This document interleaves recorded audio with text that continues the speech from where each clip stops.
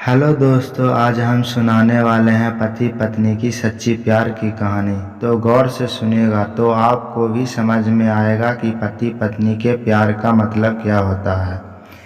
तो चलिए शुरू करते हैं आज की कहानी एक शायरी के साथ। जिसे तुम समझ सको वो बात है हम, जो नहीं सुबह लाए वो रात है हम। कि जिसे तुम समझ सको वो बात है हम, जो नहीं सुबह लाए वो रात है हम। तोड़ देते हैं लोग रिश्ते बनाकर, जो कभी छूटे ना वो साथ है हम, जो कभी छूटे ना वो साथ है हम।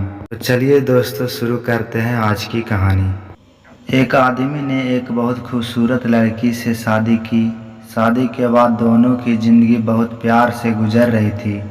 वह उसे बहुत चाहता था और उसकी खूबसूरती की हमेशा तारीफ किया करता था। लेकिन कुछ महीने के बाद लड़की चर्म रोग से ग्रसित हो गई और धीरे धीरे उसकी खूबसूरती जाने लगी।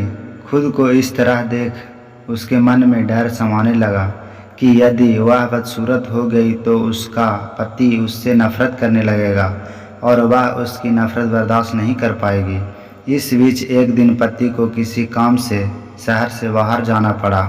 काम खत्म कर जब वह घर वापस लौट रहा था, उसका एक्सीडेंट हो गया। एक्सीडेंट में उसने अपनी दोनों आंखें खो दी, लेकिन उसके बावजूद भी उन दोनों की ज़िंदगी समान तरीके से आगे बढ़ती रही।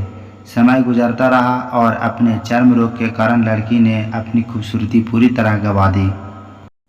वह बदसूरत हो गई, लेकिन अंधे पति को इस बारे में कुछ भी पता नहीं था, इसलिए उसका उनके खुशहाल वैवाहिक जीवन पर कोई प्रभाव नहीं पड़ा।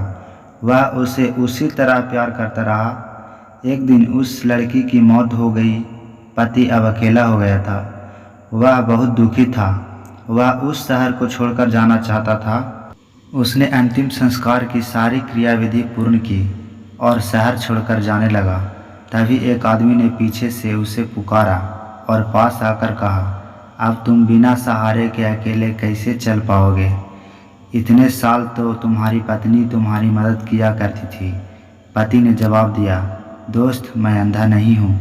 मैं बस अंधा होने का नाटक कर रहा था, क्योंकि यदि मेरी पत्नी को पता चल जाता कि मैं उसकी बदसूरती देख सकता हूँ तो यह उसे उसके रोग से ज़्यादा दर्द देता।